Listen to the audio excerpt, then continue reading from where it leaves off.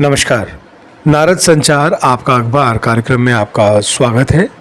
हर सुबह हम देश के प्रमुख समाचार पत्रों के मुख्य पृष्ठों पर प्रकाशित महत्वपूर्ण खबरों को देखते हैं और प्रयास करते हैं कि केवल सुर्खियां ही नहीं बल्कि उन खबरों के पीछे छिपे संदर्भों और उनके व्यापक अर्थ को आपके सामने रखा जाए।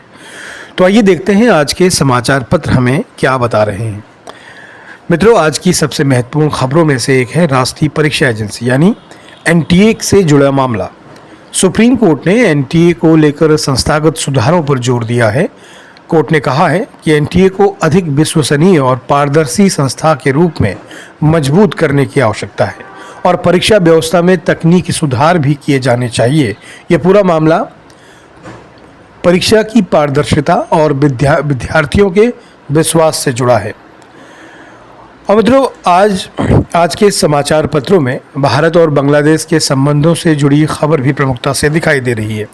द ट्रिब्यून ने बांग्लादेश के प्रधानमंत्री की संभावित भारत के यात्रा के संदर्भ में प्रधानमंत्री नरेंद्र मोदी के उस आश्वासन को प्रमुखता दी है जिसमें उन्होंने कहा है कि भारत आने से उनका सम्मानजनक स्वागत किया जाए। यह खबर इसलिए महत्वपूर्ण है क्योंकि भारत बांग्लादेश संबंध केवल पड़ोसी देशों के संबंध नहीं है। इनके साथ व्यापार, सुरक्षा, सीमा, क्षेत्रीय स्थिरता और दक्षिण एशिया की राजनीति जैसे अनेक पहलू जुड़े हैं। और आज के समाचार पत्रों में चीन से संबंधित खबरें भी भारत की विदेश नीति और बदलते भू राजनीतिक समीकरणों की ओर इशारा कर रही है। यहाँ हमें केवल ये देखने की ज़रूरत नहीं है कि चीन के संदर्भ में आज क्या खबर छपी है। महत्वपूर्ण प्रश्न यह है कि भारत, चीन और अमेरिका के बीच बदलते समीकरणों में भारत अपनी रणनीतिक स्थिति को किस तरह मजबूत कर रहा है। यही वो व्यापक संदर्भ है जिसे हमें समाचारों के साथ समझना चाहिए। और आज की एक महत्वपूर्ण खबर जम्मू कश्मीर से भी जुड़ी है। अमेरिका के भारत में राजदूत सर्जियो गौर ने श्रीनगर की अपनी पहली यात्रा के दौरान जम्मू कश्मीर को भारत का एक महत्वपूर्ण हिस्सा बताया। उन्होंने क्षेत्र की सुरक्षा स्थिति में सुधार का उल्लेख करते हुए कहा कि अमेरिका जम्मू कश्मीर से संबंधित अपनी ट्रैवल एडवाइजरी की समीक्षा कर सकता है। इस बयान के बाद पाकिस्तान ने अमेरिकी राजनयिक को तलब कर आपत्ति भी दर्ज कराई है। इसलिए यह केवल एक राजदूत का बयान नहीं रह जाता। यह खबर कश्मीर, भारत अमेरिका संबंध और दक्षिण एशिया की जियोपॉलिटिक्स तीनों को एक साथ जोड़ती है। और अंत में आज के समाचार पत्रों में वंदे मातरम को लेकर कांग्रेस के रुख की खबर भी प्रमुखता से दिखाई दे रही है।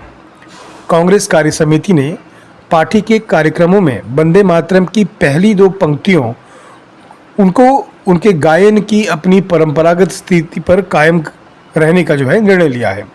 ये निर्णय 1937 में कांग्रेस द्वारा अपनाई गई उस स्थिति से जुड़ा है जिसमें पहले दो स्रोतों को राष्ट्रीय उपयोग के लिए स्वीकार किया गया था। यहाँ एक महत्वपूर्ण बात समझना जरूरी है। वंदे मातरम केवल आज की राजनीतिक बहस का विषय नहीं है। इसका संबंध भारत की स्वतंत्रता आंदोलन, राष्ट्रीय गीत के रूप में इसकी स्वीकृति और इसके ऐतिहासिक संदर्भ से भी है।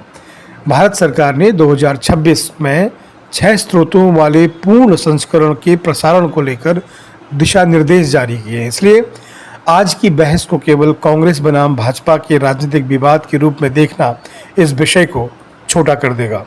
असल सवाल यह है कि राष्ट्रगीत, राष्ट्रीय प्रतीकों और उनके ऐतिहासिक संदर्भों को आज की राजनीति से अलग रखते हुए हम उन्हें किस तरह समझें।